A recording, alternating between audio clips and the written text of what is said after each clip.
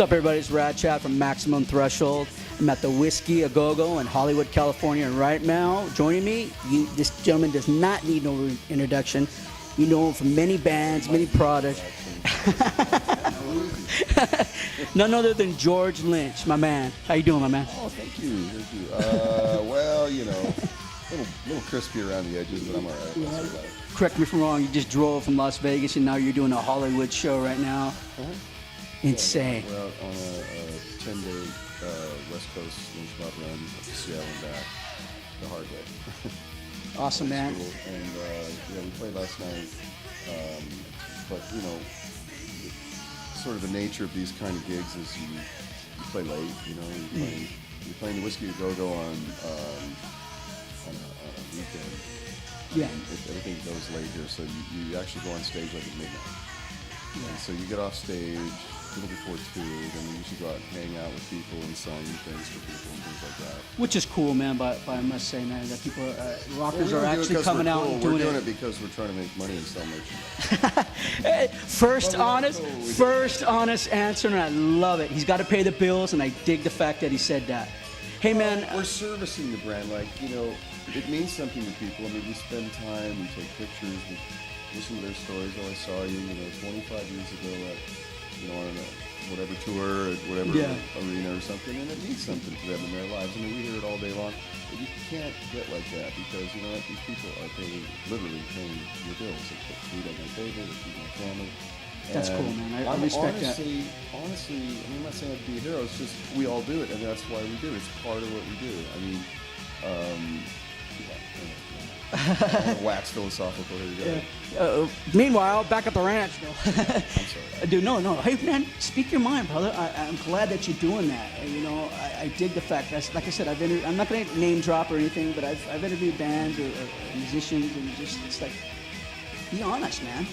And that's cool. That I love the fact that you're honest about that, man. You know that you need to make money. You know that you have to pay the bills, but you want to go out there and you want to give the fans a good show, and that's what I dig about it. And I've seen this is my 4th Lynch Mob show, man. It will be tonight. Oh, this will be the best. Yeah, because I'm here. Tonight, should I start making excuses now? I mean, kind of the nature of I've got a lot of projects. Yeah. Good and bad. It's bad in the sense that it dilutes my energies or the focus for one particular project at times, and I get confused. So sometimes I forget the names of the guys in the band, and I forget which song I'm supposed to play, and I'll get parts confused. Well, what about, do you remember what city you're in? Sometimes. Now, that happens when you're on a really extensive tour. I've actually forgotten what part of the world I'm in. And that is very scary. That's actually terrifying. You gotta flip the guitar over and make sure there makes like Spinal Tap-ish. You go, where am I at? Oh, I'm in Cleveland. When it's happened, I think it happened twice to me, where I'll be in a hotel and I'll wake up in the middle of the night in a dark room and have no idea where in the world I am. Wow. And this is like on extensive tours, like something where you're gone for months, Yeah. And you're like, you think you're in the States, but am I in Europe and you have no idea. And you get panicky. And so what I've done is then I call the front desk and I said, "Where am I?" You're in North Dakota. And then you get an English speaking. You're in Britain or something. What do you want? Or you're in Australia. Like, yo, mate. What? Like, oh, now I know where I'm at. Well, they tell you where you are. And that's cool, then man. You feel better. You feel grounded, and you kind of know where you're at in the universe. Speaking of project, man, I was on the internet the other day and I was looking at that KXM. Am I saying that right? Mm-hmm. Your new project. Can you elaborate a little bit on it? I mean, you got some awesome musicians. You got the Doug from King's X, bass player. You got Ray who plays for Korn now, who's drumming, and then of course you. How did that transpire? Well, a lot of times when you're living and working in LA, and it's just Music Central, the epicenter of the rock music industry, I guess, in the world, and you've been around for so long, decades, and you run into everybody. Everybody runs into everybody at one time or another, and invariably, a lot of times, there's this huge mutual admiration society, along with the competitiveness with bands and players and so forth. But you all respect each other too. Exactly. Well, you have to. You have to. And so, I couldn't count on both hands. You know, I wouldn't have enough fingers to tell you how many times we'd run into people and go, oh, you know, we're going to put this thing together, and you know, you had a few drinks, and you're at a party, and it's just like, and of course, you know, month goes by, you're like, wait a minute. Well, no, the next morning it's like, you know, it's like meeting that person on the plane that you're going to be best friends with and you never hear from them again. You know? So, I mean, it's not that there aren't the best intentions there. It's just that real life gets in the way. And of course, so forth. So, yeah. But in this case with KXM, what happened was Doug and Ray and I, who know each other casually, and done things together, we're at Ray's house. He was having a birthday party for his little boy, and my wife actually was involved in the loan on their house. She does that kind of work. By the way, lovely. Your wife's lovely she's the one that set this up, and I appreciate it. I just want to give a shout out to her. Go ahead. I'm sorry. She'd probably do a way better video than me. Anyway, so we're at this thing. We first started talking about this. You know, we should do this. Are you guys in? You know, of course. And then I thought, well, you know, whatever. But I was determined to see what I could do to make sure that this time it didn't fall through the cracks. And so were they. And because of that, it actually worked. You know, I mean, we all showed up. We made time. We went out of our way to make time and make the effort to be somewhere that was difficult to be. And even with all that, we were only able to spend 10 days making this record as far as our time in the studio. And we had no songs. So it was just like, okay, we've never played together as a band. And we're not going to sit down and write anything, and we're not going to do any pre-production. We don't have a producer. We're just going to go into a recording studio. We're going to pay for the studio for 8 days. We initially did 8 days with an engineer. So it's just the three of us and an engineer. And we're just going to set up in one big room and see what happens. That's great. And it was really brave, but at the same time, you know, we've all been playing long enough to where if we can't pull this off at this point in our lives, we shouldn't be doing this. Exactly. We should get different jobs, you know. And it was magical. And even I actually did have a couple of things that were sort of ideas that I had floated around my head that were never used on anything else. And I thought, oh, I'll just start, you know. And it was like, nope. No preconceived ideas. So it's just, here's a drum beat, play a guitar riff, play a bass line, and we start writing. We spend about, 4 or 5 hours kind of building a song from scratch, and then we spend the rest of the day tracking it, recording it. And we did that 8-day session, and then we did 2 more days. So we did a total of 10 days, and we wrote, I believe, 12 songs. Knocked it out in 12 songs. Wow. But the beauty of it is the fact that you're creating this stuff and recording it right when you're creating it, which is a whole different animal than how we used to do records almost all the time, which is, spend a year in pre-production and get the big producers and massive studios. And then it's got to go off to here to mix and this and that. And you know what I mean? All right there. I mean, we mixed it later, of course, but it was done very casually and as friends, and we just kind of trusted,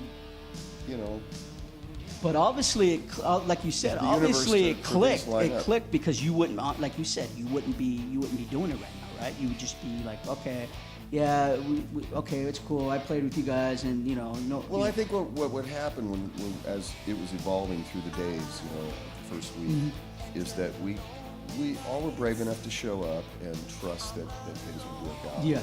And but mature enough to know that just who knows, what's going to happen. But as the days evolved, all this beautiful stuff started happening, and we thought, well, one song that was pretty cool. Oh, we were getting off on it, and then next one, you kind of see everybody's faces light up, and then that old enthusiasm, like when you're in your garage band and you're starting out, you come up with, and you just think you're going to be the biggest band in the like world, you said, and all your ideas are awesome. It evolves into something. I saw you're that. on your 5th song, and it's like, holy shit, man! Look at this! Look what we're doing. It wasn't even. It was really, and this awareness continued to happen and evolve as it got closer to mix. And then when it got to mix, we were just like, holy shit, we created a monster. Yeah, it's beautiful, a beautiful monster. So, getting back to basically when do we expect something from you guys as regards of that project? Do we expect an album coming out soon? KXM is March 12th around the world.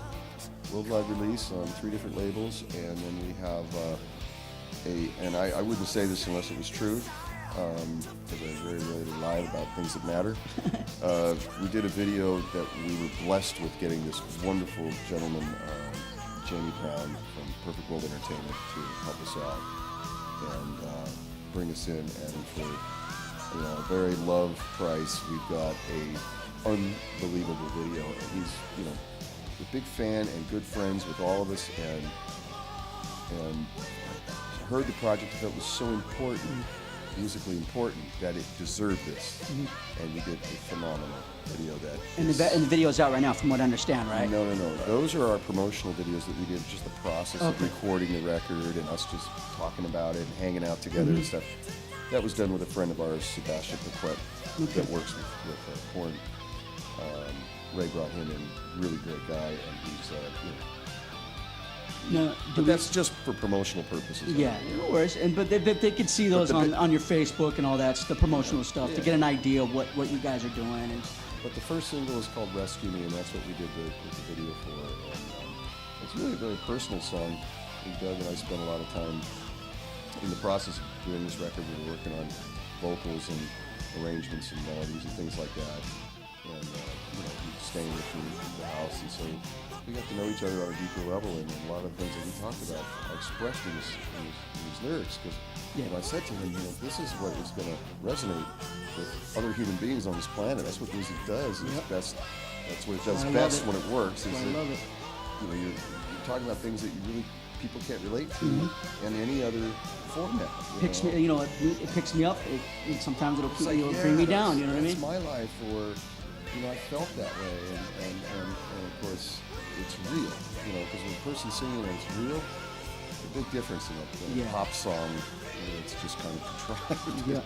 I know you like a lot of projects. I mean, is it something that you love doing? I mean, you just generally just love playing that. I mean, is that again, getting back to earlier in our conversation, I know you have to pay the bills and that, and I dig the fact that.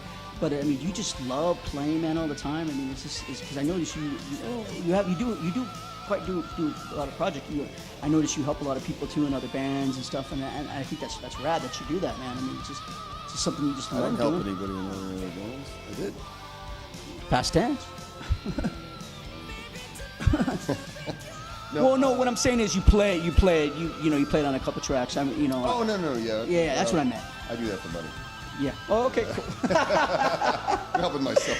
I love the fact that you just let it hang out, bro. I do that. No, I do that for. It's very strange. I think that's a problem with this business, on the business side of what we do, is that there's this kind of sense with artists and musicians, and especially that what we do isn't real work, and we're sort of selfish for expecting to be compensated for what we do. And I'm sorry. I mean, I'm not going to sit here and say sugarcoat it, basically, how hard it is. I mean, it's easier probably than punching a clock in the coal mines in Kentucky and dying of black lung disease at 50. Yeah. And not dying a hero and not being on the cover of a magazine. I get that. But, I work very hard. The people I work with work very, very hard and put our heart and souls and are supposedly, hopefully, creating something of value to people that is worth the $9 or worth the $20 for the ticket to get in and see. Yeah. A lot goes in to get here. I mean, yeah, you're right. You're correct. They're not paying you to do what you're doing right at the moment, to be standing on stage or for that little piece of plastic on the CD or whatever. They're paying for the 45 years it took to get there, and the other guy's 40 years, and the other guy's, and everything it took up to this point to be able to create that piece of work. It's a tremendous amount of work, and there has to be an equitable exchange of energy in everything we do in this world. I mean, that's just the way nature works. And so, very well put. I forget what my original point was. I think you were talking about that. Just pay me my damn money when I play. Oh no. You were saying a lot of projects. Well. No, I know. What I'm saying is, I dig the fact that you're always doing projects, because it's not just the same. And no disrespect to Lynch Mom and all the other bands that you've been in, but it's not the same hum-drum thing. You're doing something different. Like again, like your KXM project. Yeah, listen, if you got a band like AC/DC or even let's say Rat or whatever, and they do a certain thing and they're known for a certain thing, it's a brand. It's not Coke. You don't want to change the recipe. I mean, it works. And some people are built that way as far as the musicians in those bands. It works for them, they make a living, they're happy doing it, and they're fine with staying the same. There's nothing wrong with that. Fans love that because they can depend on that. Like again, no disrespect to them. I mean, I think you can make the comparison between maybe what Dokken is now. I mean, they're servicing songs which are important to people. It doesn't really matter so much who's in the band as much as they're playing those songs that matter in people's history, personal history, and it's a brand, and then and that's fine. I'm just not built that way. I get that, and I do a little bit of that with Lynch Mob, and Lynch Mob plays a lot of Dokken songs. That's part of my personal history, a huge part of it. Got me there. But on the other hand, I'm not standing still 25 years ago and spinning. I mean, dude, it's just you are correct, sir. the music that flows through our heads, people.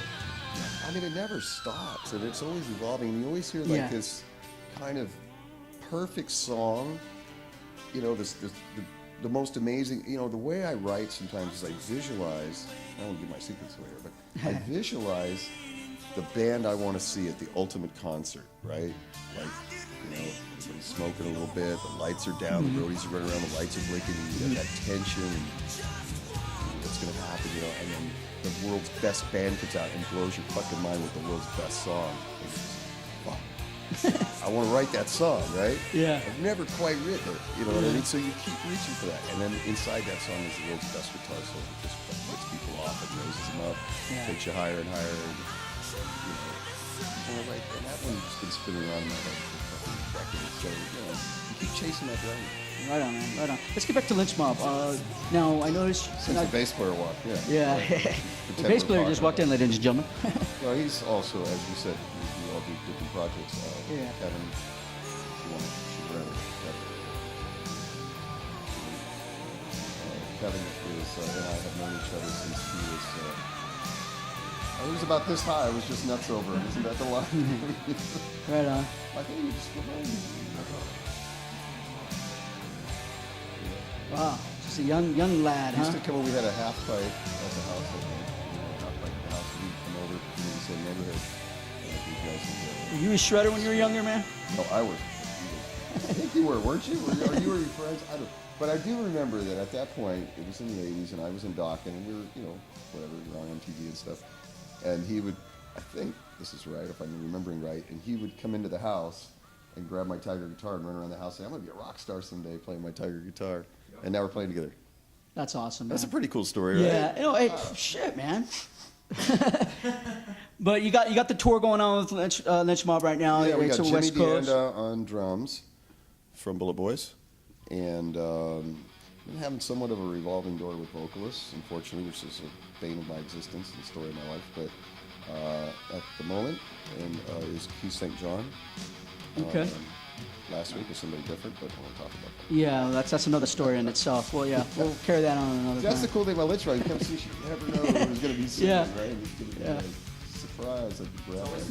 Now, let me ask you this. Anything fresh and new coming up with Lynch Mob? A new album, maybe something? We've got half a record in the can that's been sitting there for a long time, which I would like to find a way to finish at some point. But it's complicated. We have to really, we're dedicated to reestablishing the band and defining what we are and how we're going to go forward. If that's in the cards, that's what we want to do. Hopefully it'll work out. But it's in the stars. It's in the stars. We have half a record that's really a beautiful record that I would like to get finished.